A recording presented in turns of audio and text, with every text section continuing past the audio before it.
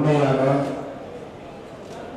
புரட்சித் தலைவர் எம்ஜிஆர் அவர்கள் மீது தப்பும் பாசமும் வைத்திருக்கும் கொண்டவர்கள்.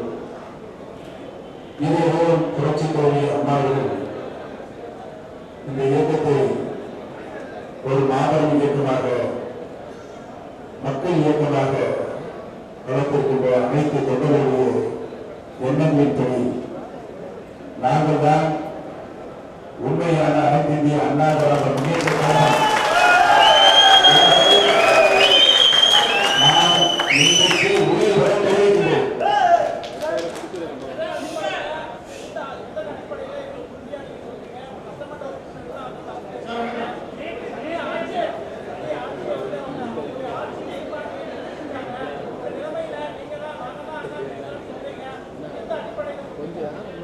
உங்களுக்கு வரலாறு நன்றாக தெரியும். உங்களுக்கு அதுவும் பத்திரிகை துறை நண்பர்களுக்கும் தொலைக்காட்சி நண்பர்களுக்கும் நீங்கள் ஜனநாயகத்தின் ஒரு தூணாக வழங்கி கொண்டிருக்கிறீர்கள். மக்களுடைய நாடிப்பிடிகளை நீங்கள் ஒவ்வொரு மணித்துளிகளிலும், நிமிடங்களிலும், வினாடிகளிலும் கரெக்டாக துல்லியமாக கணிக்கக்கூடியவர்கள். உங்களுடைய மனசாட்சியுடைய சொல்லுங்கள். தமிழகத்தினுடைய தலைமையை நிர்ணயிக்கப் போகிறவர்கள் அனைத்து இந்திய அண்ணா திராவிட முன்னேற்ற கழகத்தை சார்ந்த 1.5 கோடி தொண்டர்களும் 7.5 கோடி தமிழ் மக்களும் எங்களுடன் தான் இருக்கிறார்கள். 121 சட்டமன்ற உறுப்பினர்கள் இல்லை.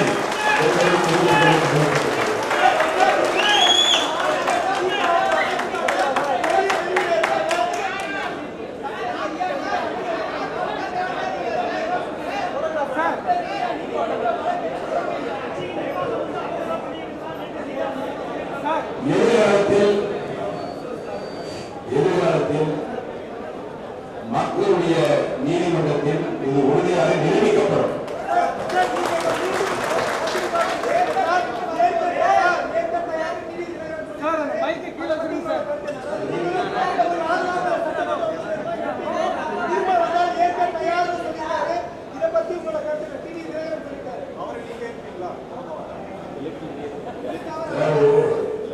உங்களுக்கு ஏற்கனவே சொல்லியிருக்கேன், எல்லாமே தெரியும். புரட்சி தலைவர் மக்கள் கழகம் எம்ஜிஆர் அவர்கள் நடந்துச்சு. மாண்புமிகு இதே புரட்சி தலைவி அம்மா அவருடைய காலத்தில் அனைத்து இந்திய அண்ணா திராவிட முன்னேற்ற கழகத்துடைய வரலாறு எந்த குடும்பத்துடைய ஆதிக்கத்திற்கும் உள்ளே சென்றுவிடக்கூடாது என்ற கொள்கையின் அடிப்படையில் வளர்ந்த இயக்கம். 2011 சசிகலா உட்பட அனைவருமே மாண்புமிகு புரட்சி தலைவி அம்மா அவர்கள் தங்களுடைய இல்லத்திலிருந்து வெளியேற்றினார்கள் என்பது உங்களுக்கு நன்றாக தெரியும். மீண்டும் சசிகலாவை மட்டும்தான் நான் அனுமதித்திருக்கிறேன் அப்படின்னு ஒரு பட்டியல் போட்டு இவர்களெல்லாம் நான் ஏற்கனவே எடுத்த ஒழுங்கு நடவடிக்கை அப்படி இருக்கிறது என்று தெரிவித்துள்ளார்கள். அந்த நீக்கப்பட்ட அடிப்படை உறுப்பினருக்கு நீக்கப்பட்டவர்கள் மாண்புமிகு அம்மா அவர்கள் காலமாகின்ற வரை மீண்டும் கழகத்தில் அவர்கள் இணைக்கப்படவில்லை. அவர் எங்களுக்கு வேண்டுகோள் இருப்பது அடிப்படை உறுப்பினராக கூட இல்லாத ஒருவர் எங்களுக்கு வேண்டுகோள் இருப்பது உண்மையிலே ஆச்சரியமாக இருக்கிறது. அந்த நிலைமை உறுதியாக கூடிய விரைவில் மாறும். அவர்களெல்லாம் யாரெல்லாம் புரட்சி தலைவி மாண்புமிகு அம்மா அவர்களால் விலக்கி வைக்கப்பட்டார்களோ, யாருடைய புள்ளியில் யாருடைய குடும்பத்தில் கழகம் சென்று வரக்கூடாது என்று மாண்புமிகு அம்மா அவர்கள் எண்ணினார்களோ அந்த எண்ணத்தின் வழி மக்கள் உறுதியாக நல்ல தீர்ப்பை வழங்குவார்கள். புரட்சி தலைவி மாண்புமிகு அம்மாவுடைய உண்மை தொண்டர்கள் நல்ல தீர்ப்பை கூடியவர்கள் வழங்குவார்கள் என்று தெரிவிக்கிறது.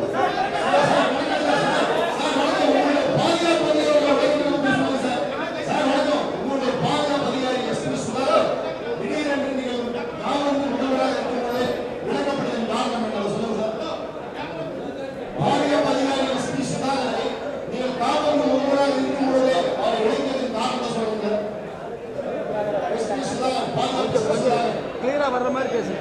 கொஞ்சம் மைக்க தூரமா வச்சு பேசுங்க. மைக்க தூரமா வச்சு பேசுங்க.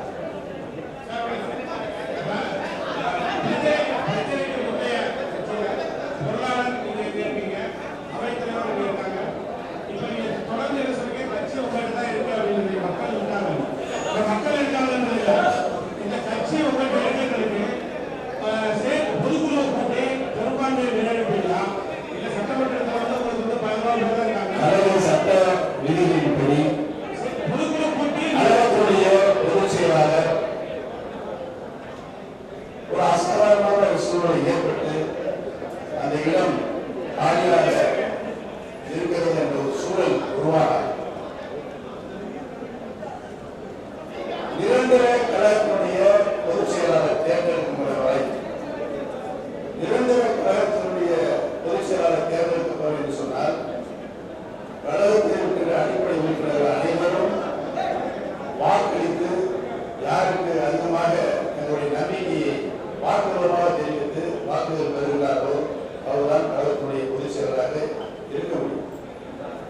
வாக்களித்து கழகத்தினுடைய பொதுச் செயலாளராக வரும் வரை மாண்புமிகு அம்மா அவர்களால் நியமிக்கப்பட்ட தலைமை கழகத்தினுடைய நிர்வாகிகள், அவைத்தலைவர், கழகத்தினுடைய பொதுச் செயலாளர் தான் கழகத்தினுடைய நடவடிக்கைகளை கவனிப்பார்கள் என்று கழகத்தினுடைய நடவடிக்கைகளை கவனிப்பார்கள், நடவடிக்கை எடுப்பார்கள், கழகத்தை வழிநடத்துவார்கள் என்று கழக சட்ட விதியில் இருக்கிறது.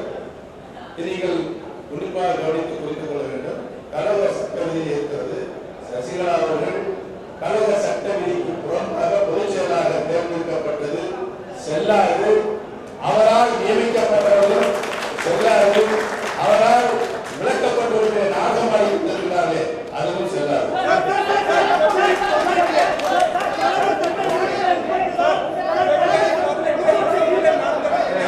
ஒரே நிமிஷம் நிறைய டைம் எடுத்துக்கலாம். ஒவ்வொருத்தரா கேளுங்க.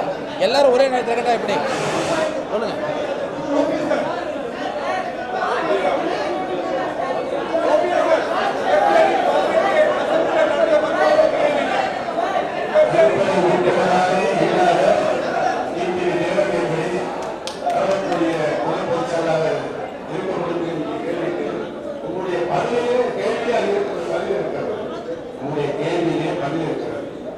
எப்படி